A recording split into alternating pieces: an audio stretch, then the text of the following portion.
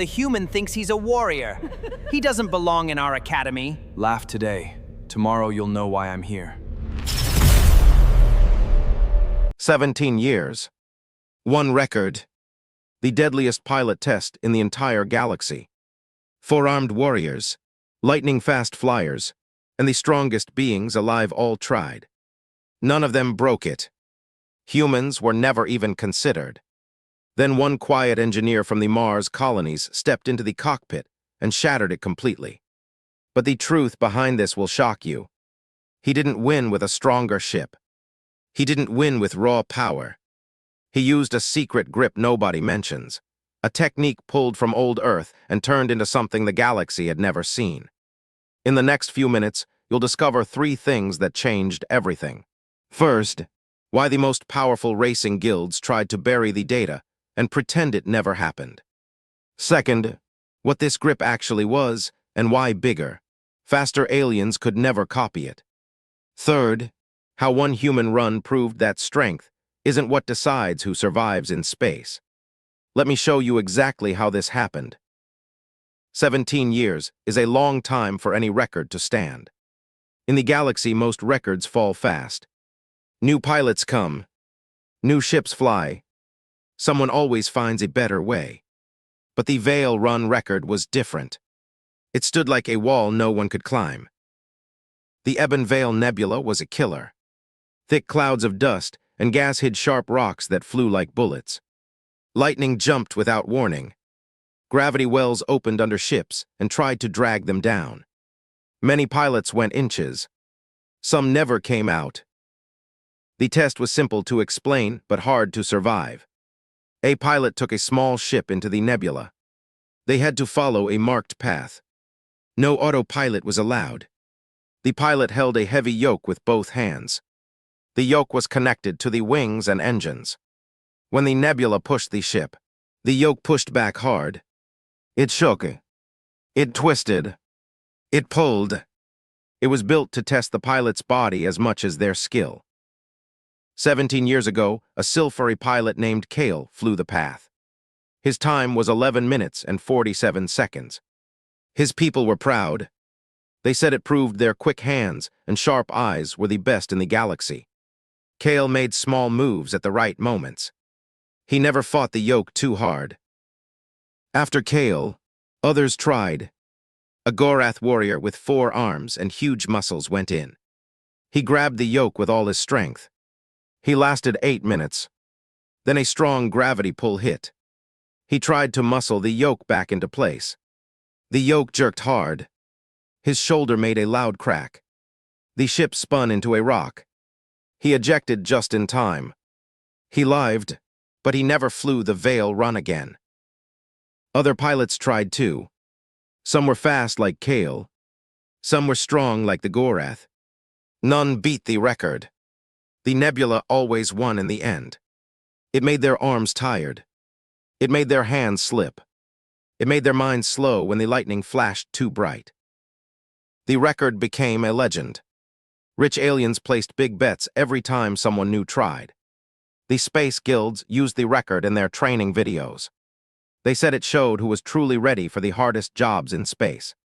The winner also got to choose the next big exploration mission for their people. That mission often found valuable resources. So the guilds protected the record. They did not want just anyone to take the prize. Humans were not part of the conversation. Most people thought humans were too new and too small for tests like this. Human ships were simple. Human bodies tired fast. Humans needed air and sleep like everyone else. But one human put his name on the list. His name was Jonas Reed. He came from the Mars colonies. He had flown heavy mining ships through asteroid storms for 10 years. 2 years earlier, his crew had been caught in a bad solar storm. The autopilot failed. A friend of his had to fly the ship by hand for 3 long hours. His friend's hands bled. His back broke. He saved the crew, but he could never fly again. Jonas had watched it happen. He made a quiet promise that day. He would learn how to hold on better, so no human would have to break their body just to survive. Jonas watched every video of Kale and every failed run. He saw a pattern the others missed. Every pilot who failed used only their arms. They held the yoke like it was an enemy they had to beat with strength. They forgot their legs, their back, and their breathing. Jonas had a different idea. He did not tell anyone. He asked for simulator time.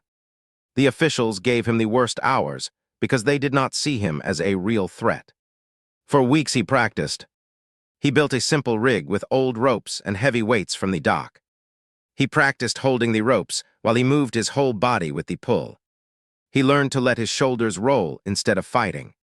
He learned to push with his legs to steady his back. He learned to breathe slow and steady when the weight swung hard. He also studied the storms. He learned when the lightning usually came. He learned where the big rocks liked to hide in the clouds. On the day of his run, Jonas walked to his ship. It was an old scout model with extra armor on the belly. The officials watched from the tower. Some smiled in a mean way. They thought he would turn back in the first few minutes. Jonas climbed into the cockpit. The seat was cold. He clicked the harness tight. He placed his hands on the yoke. His fingers went into a special position he had practiced for weeks. His thumbs hooked under the bar. His palms stayed flat. It was not a hard grip. It was a smart grip. His feet found solid spots on the floor. His back rested against the seat at a strong angle. The radio crackled. "Reed, you are clear for launch. Try not to die in the first minute." Jonas answered in a calm voice. "Understood. Starting now." The engines lit up. The ship left the deck and flew toward the swirling black clouds of the ebon veil. The timer on the screen started counting. In the tower, the officials watched the first data. The ship was steady. The pressure on the yoke was low. One official leaned to his friend. "He will be back in 5 minutes. Watch." But Jonas was already inside the first wall of dust. The yoke began to shake in his hands. He did not squeeze harder. He let his shoulders move a little with the shake. He let his body follow the movement. Then he made one small correction with his fingers. The ship stayed on course. In the tower, the officials stopped talking. They leaned forward. Something felt different about this run.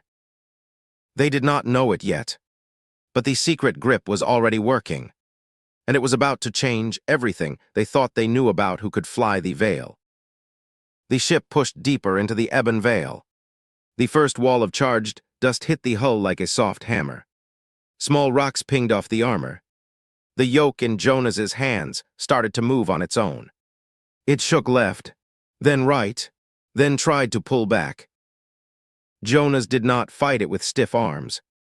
He kept his grip light but firm. He let his left shoulder drop a little when the yoke pulled right. He let his right knee push against the floor when the ship tried to roll. His whole body moved with the turbulence instead of against it. The ship stayed straight. On the radio, the tower called inches. "Reed, you are 2 minutes inches. You are still on the path. But the big rocks are coming." Jonas did not answer. He was watching the clouds. A flash of lightning lit up the darkness for half a second. In that light, he saw 3 big rocks moving across his path. He turned the yoke a small amount. The ship slid between them like water flowing around stones. In the tower, the officials watched the sensor data. One of them spoke. "He is not gripping hard. Look at the pressure numbers. They are low. How is he keeping the ship straight?" Another official answered. "Maybe his ship has better thrusters. Or maybe he is just lucky with the first section." They did not sound worried yet, but they watched closer. Jonas kept going. The next section was full of small rocks that flew in every direction. He had to make tiny corrections every few seconds. His fingers moved on the yoke like he was playing a quiet song. His back stayed relaxed. His breathing stayed slow and even. A big rock came straight at the cockpit window. It was close enough that Jonas could see the holes on its surface. He did not jerk the yoke. He moved it smooth and steady. The ship dropped a little. The rock passed over the top of the hull. The ship shook from the near miss, but it did not spin. Jonas spoke to himself inside the helmet. Easy. Move with it. Do not fight every shake. He remembered the training rig on the dock. He remembered how the heavy rope tried to throw him off balance. He had learned to move his hips and shoulders with the pull. The same idea worked here. The nebula was just a bigger, meaner version of that rope. The tower called again. Reed, you are 4 minutes inches. You are still alive. But the heart is coming. That is where most pilots break. Turn back if you want. No one will blame you. Jonas pressed the button. I am fine. Keep the timer running. He did not feel fine. His arms were starting to feel the work. But he did not squeeze the yoke harder. He checked his breathing. He pushed his feet a little more into the floor. He let his back take some of the load from his arms. The shake in the yoke became easier to manage. In the tower, one official turned to the others. His heart rate is still low. Most pilots are already at 140 beats by now. His is staying around 90. So? No one had an answer. The ship flew into a darker part of the nebula. The clouds grew thicker. Lightning flashed every few seconds. The yoke started to pull harder. Jonas could feel the ship wanting to turn left. He let his body lean a little right. He made small turns with his wrists. The ship stayed on the glowing path markers. A sudden gravity well opened under the left wing. The ship dropped fast. The yoke tried to rip upward in Jonas's hands. He did not hold it down with raw strength. He let his arms rise with the pull while his legs pushed down. His core stayed tight. The ship leveled out just above a cluster of small rocks. Jonas took one slow breath. Almost had me, he said quietly. The tower saw the drop on their screens. Reed, you went off path for 3 seconds. Get back on it now. I am already back, Jonas answered. The officials looked at each other. 3 seconds off path in that kind of gravity well should have ended the run. Most pilots would have spun out or hit something. This human had recovered without even sounding scared. One official muttered, "What is he doing with his body? It looks like he is dancing with the ship instead of flying it." The others did not laugh this time. Jonas flew on. The path markers glowed ahead. The real test was still coming. The heart of the veil waited in the center of the nebula. That was where the storms were strongest and the rocks were biggest. That was where Kale had made his name 17 years ago. That was where every other pilot had failed. Jonas checked his grip one more time. Thumbs hooked, palms flat, shoulders loose, back strong, legs ready. He was ready too. The ship entered the heart of the veil. The clouds here were darker and thicker. Lightning flashed so bright it left spots in Jonas's eyes even through the visor. The yoke in his hands began to shake harder than before. It pulled left, then right, then tried to twist in his grip. Jonas kept his special grip. He did not squeeze with all his strength. He let his body move with each pull. When the yoke tried to twist, he let his shoulders roll with it. When it pulled up, he let his back take the weight while his legs pushed into the floor. The ship stayed steady. On the radio, the tower sounded worried now. Reed, you are 6 minutes inches. The next 2 minutes are the worst part. 3 big gravity wells are ahead. Kale almost crashed there 17 years ago. Turn back if your ship is damaged. Jonas looked at his screens. One sensor was flickering from a lightning hit. But the ship still flew. I am staying on course, he said. In the tower, the officials watched the yoke force numbers climb. The pressure was higher than anything they had seen in years. Yet Jonas's heart rate stayed calm. One official said, "He is not stronger than the Gorath warrior.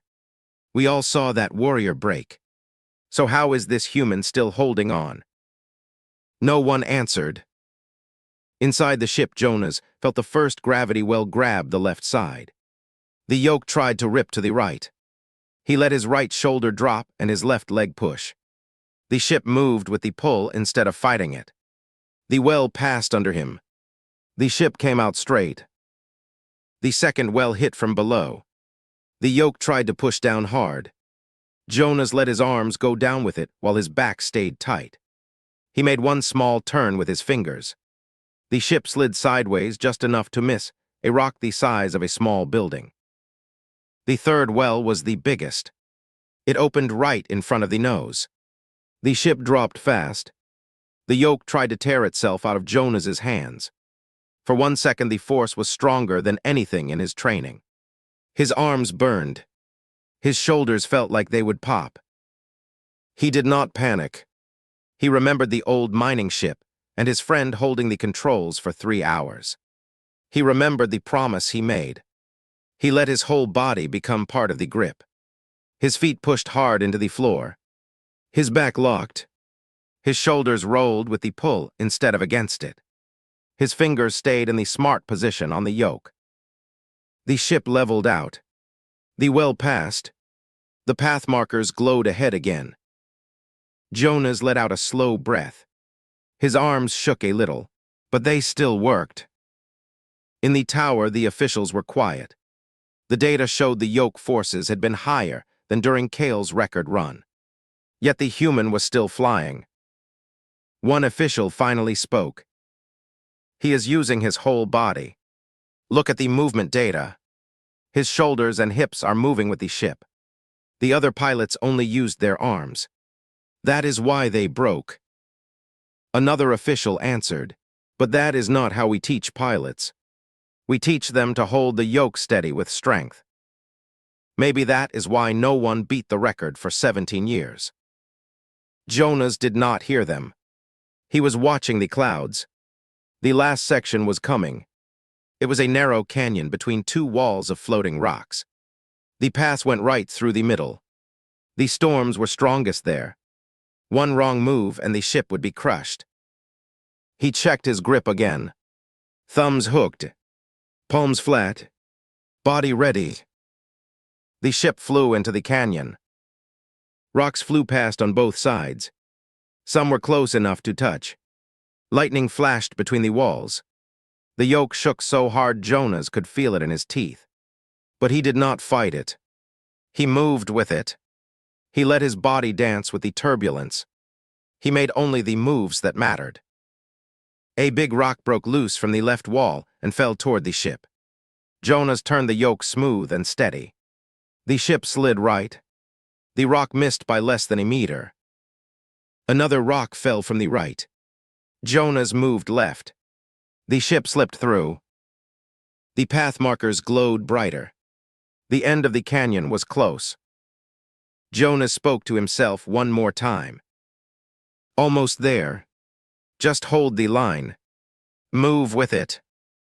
The ship shot out of the canyon and into open space on the other side of the heart. The tower went silent for 3 full seconds. Then one official said in a low voice, "He made it through the heart. No one has done that since Kale. And his time is better." Jonas checked his timer. He was ahead of the old record by almost 2 minutes. But the run was not over yet. One more section waited. It was shorter but very dangerous. A field of fast-moving rocks with a strong gravity shear running through it. Many pilots who reached this far had crashed here. Jonas pointed the ship toward the glowing path markers. He was not finished. The ship flew into the final section. The rocks here moved faster than in any other part of the nebula. They spun and crashed into each other. A strong gravity shear ran through the middle of the path like an invisible river. It pulled ships sideways without warning. Jonas kept his grip. His hands stayed in the special position. His body stayed loose but ready. The yoke shook and twisted harder than ever. The gravity shear grabbed the left wing and tried to throw the ship off course. Jonas let his left shoulder drop and his right leg push. The ship moved with the shear instead of fighting it. He made one small correction with his fingers. The ship stayed on the path. In the tower, the officials watched the numbers climb. The yoke force was now higher than anything recorded in 17 years. Yet Jonas was still flying straight. One official said, "He should have lost control by now. The Gorath warrior broke at lower forces. How is this human still holding on?" Another answered, "Because he is not holding on with just his hands. He is using everything. Look at the body movement data. He is rolling with every pull." The other pilots tried to stop the movement. He lets it happen and then corrects at the right moment. The ship entered the thickest part of the rock field. Rocks flew past the cockpit on both sides. Some were close enough that Jonas could count the craters on them. A big one came straight at the nose. Jonas did not jerk the yoke. He moved it smooth and steady. The ship dropped a little and slid under the rock. The rock passed over the top of the hull with less than a meter to spare. The gravity shear hit again, stronger this time. It pulled the ship hard to the left. The yoke tried to rip upward in Jonas's hands. His arms burned. His shoulders felt like fire. But he did not squeeze harder. He let his whole body take the load. His feet pushed into the floor. His back stayed tight. His shoulders rolled with the pull. His fingers made small, calm corrections on the yoke. The ship came back onto the path. Jonas took one slow breath inside his helmet. "Still with me," he said to the ship. The tower saw the recovery on their screens. He should have spun out. That shear was stronger than anything Kale faced. How did he stay on course? No one had a clear answer. The end of the path was close now. The exit marker glowed bright ahead. Jonas could see open space beyond the last rocks. He was still ahead of the old record by more than 2 minutes. A final cluster of rocks blocked the direct path. The only way through was a narrow gap that required a quick turn at exactly the right moment.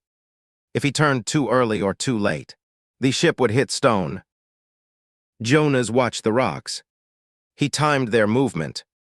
He waited for the exact second when the gap lined up. Then he moved the yoke.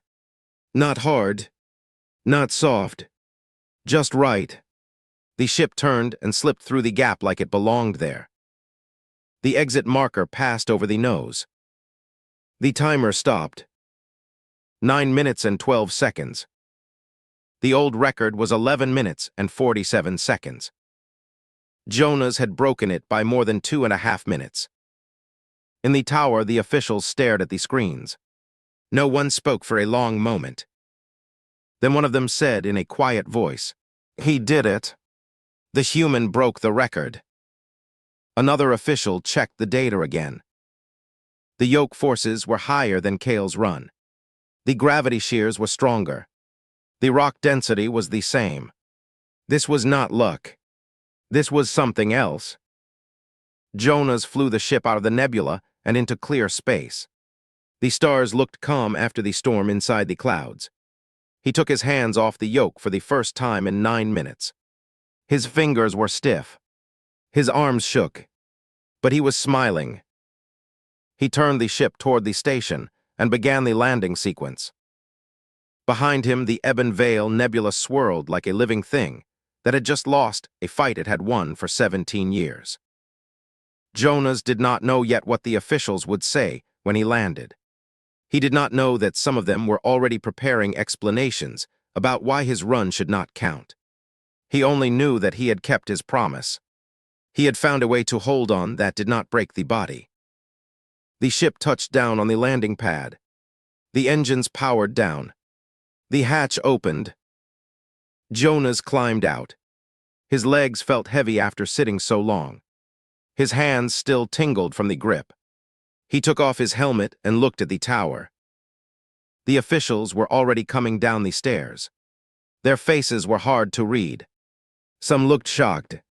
Some looked angry. None of them were smiling. Jonah stood beside his ship and waited. The secret grip had done its work. Now the real test was about to begin. Jonah stood beside his ship on the landing pad. The officials from the tower reached him in a group. Their boots made hard sounds on the metal deck. None of them offered a hand or a smile. The lead official stopped in front of him. He was a tall Silfari with cold eyes. "Your time is 9 minutes and 12 seconds, the official said. "That is faster than the record. But we need to check the data. The nebula conditions may have been lighter today. We will review everything before we make any announcement." Jonas nodded. He expected this. He had seen how the guilds protected the old record. Other officials checked the ship. They looked at the yoke. They looked at the sensor logs. One of them pulled up the raw force data on a portable screen. The numbers were clear. The yoke forces during Jonas's run were 15% higher than during Kale's record 17 years ago. The gravity shears had been stronger. The rock density had been the same. One official spoke in a low voice to another. The human did not have an easier run. He had a harder one, and he still beat the time by more than 2 minutes. The lead official heard this. His face stayed cold. "We will need more time to verify," he said. "There may have been sensor errors, or the ship may have had modifications we did not approve." Jonas stayed quiet. He knew they would look for any reason to say the run did not count. He had expected that too. But the data did not lie, and the tower had recorded everything. Word began to spread across the station. A human had broken the Veil Run record. Pilots from other races stopped what they were doing and came to the landing pad. Some wanted to see the ship. Some wanted to see the human who had done what no one else could do for 17 years. Jonas answered the first question simply. "I used a different way to hold the yoke," he said. "I did not fight every shake with my arms. I let my whole body help. I moved with the turbulence instead of against it. I breathed steady. I made only the corrections that mattered." The officials did not like this answer. They wanted a technical reason they could dismiss. They wanted to say the ship was lighter or the storms were weaker. But the data showed otherwise.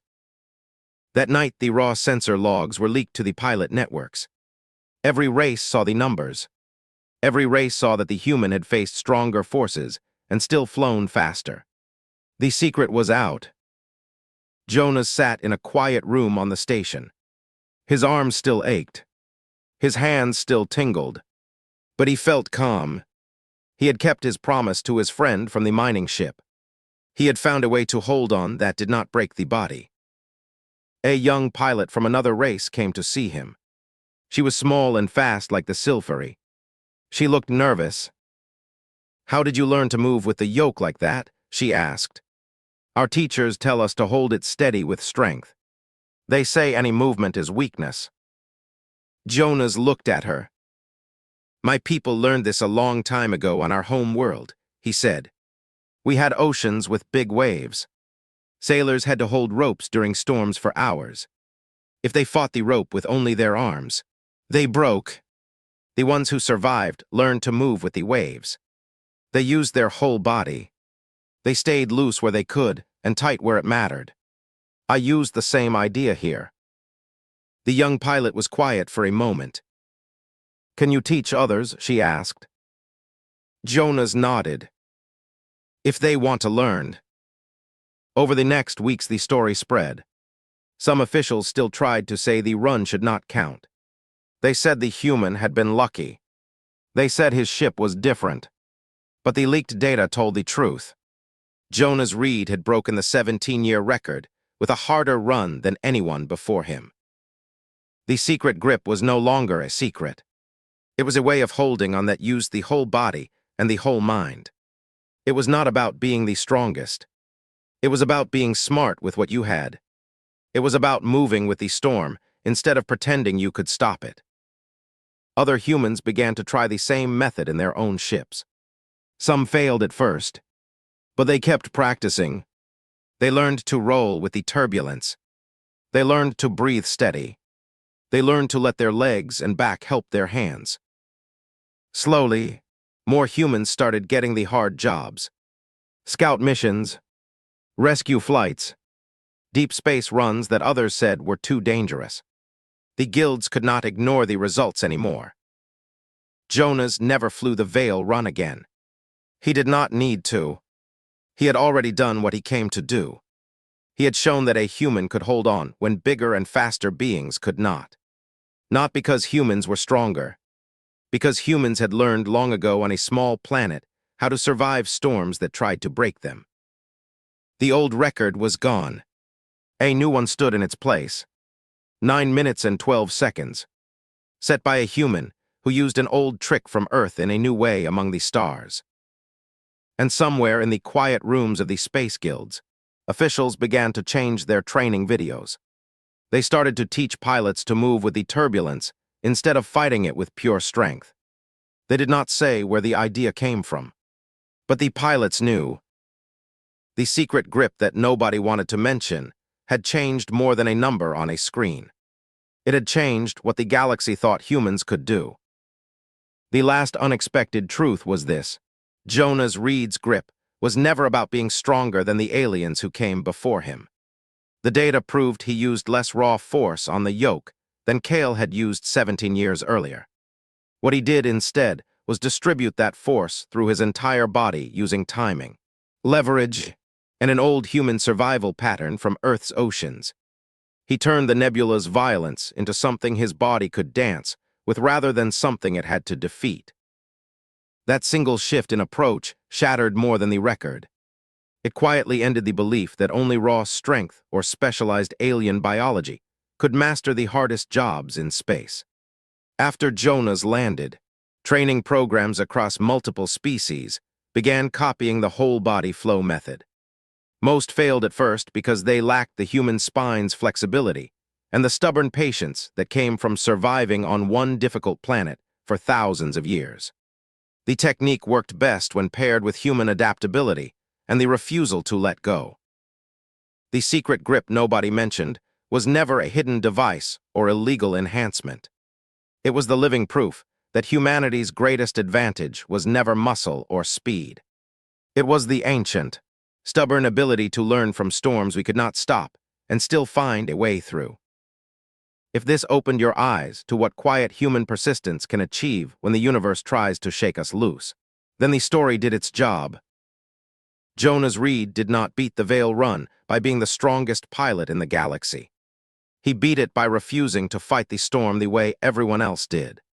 He used an old Earth trick updated for space, moved his whole body with the turbulence, and proved that smart grip beats raw strength every time. The 17-year record fell not because a human got lucky, but because a human remembered how his ancestors survived waves that could have broken them. If you felt that spark of pride watching one quiet pilot refuse to let go, then hit the like button right now. Subscribe to the channel for more HFY stories where humans face impossible odds and find a way through. Ring the bell so you never miss a new tale. For the deeper cut, check the link in the description and join the newsletter. You will get early access to full scripts, behind-the-scenes notes on how these stories are built, and occasional deep dives into the real human history that inspires them. One question for you in the comments: what yoke in your own life are you learning to move with instead of fighting? Drop your answer below. I read every one. Thanks for watching this story all the way through. See you in the next one. Keep holding on.